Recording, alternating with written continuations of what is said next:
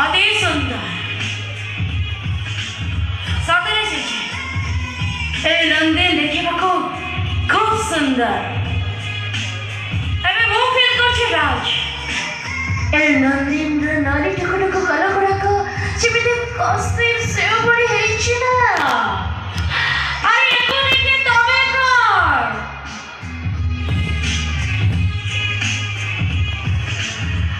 ए दुनिया रे को भी ब्रह्मचारी तो ब्रह्मचर्य कथा बोले जीवा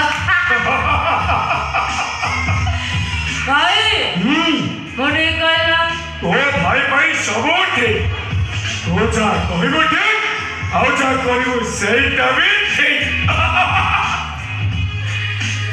भाई दे मु एठी ना किछ करिबा आपण के संगे किछ कथा अछि जी यस केवल आपण को संगे सुने ना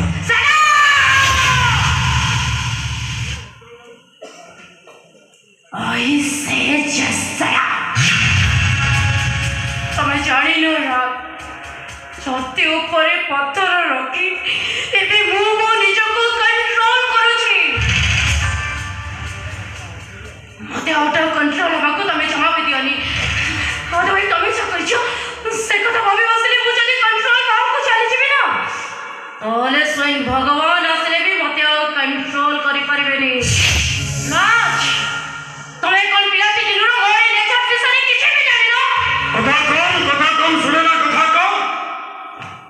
कम कहि जो कम भाई एति का सिचो सेई काम आगा को तो भाई का परमिशन दुची तोर के जा इच्छा तू सया कर अब तो को जा हवा सब तो भाई कंट्रोल करिबा आगे सर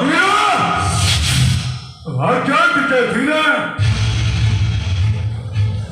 बोल अपन को नती दो और नले क्या बड़ा हम लोग के मां सुनो उनके ना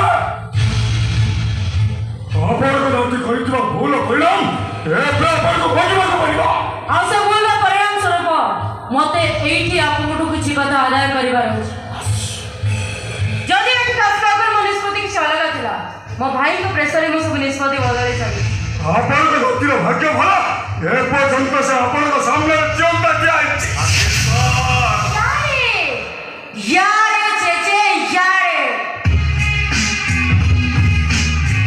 देखा इस काम को तो कोई केला खोली देबी ना तने मैक्सिमम ऑटो बना भीतर मोई मरेबी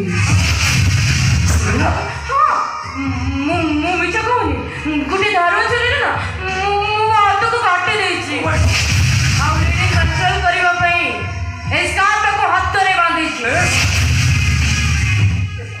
सुना ये सब की प्रकार पागल नहीं है तो मला में जाए तो कवर के चले मुंह बच्चे में केमती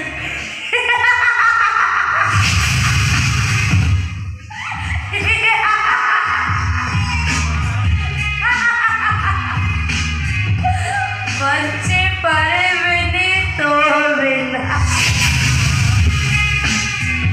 बच्चे पारे बिनी तो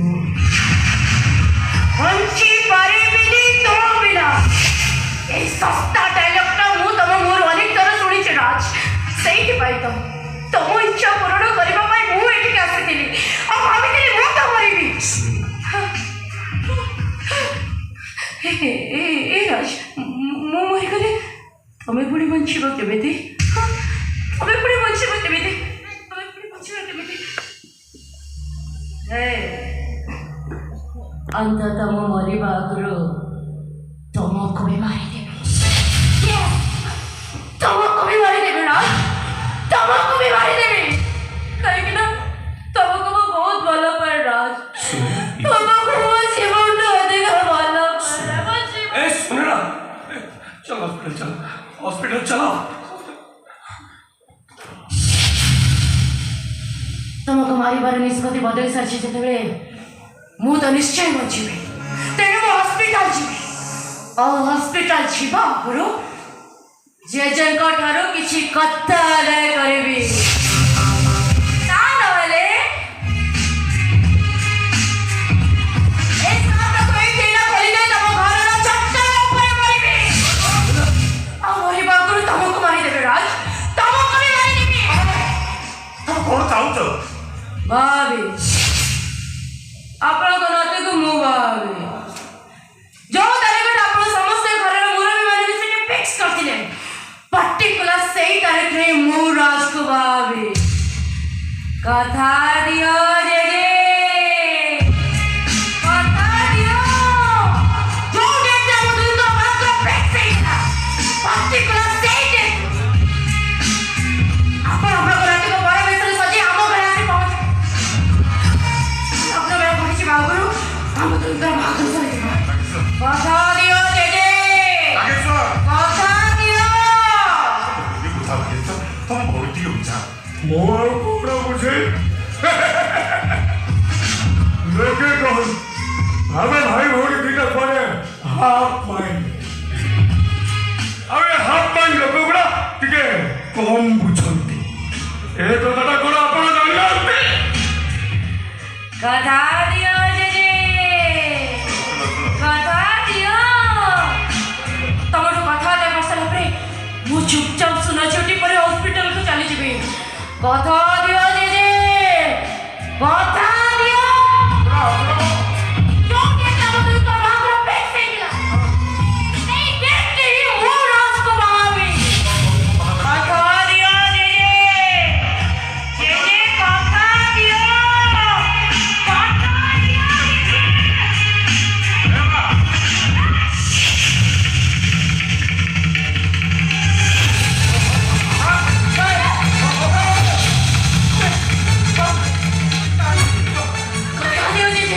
ତାହେଲେ ରାଜ ବେକରୁ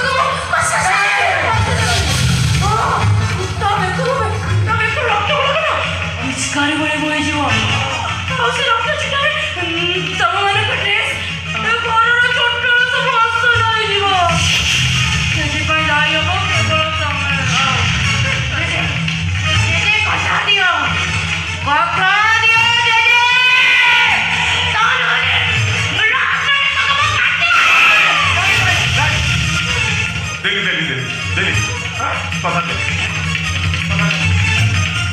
ଡେଲି କଥା ଦେଲି କର, ଡେଲି କଥା ଦେଲି କର।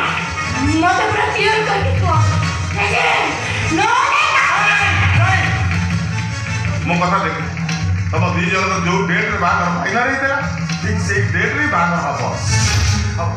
ହବ? ହଁ। ହେଇ ହବ।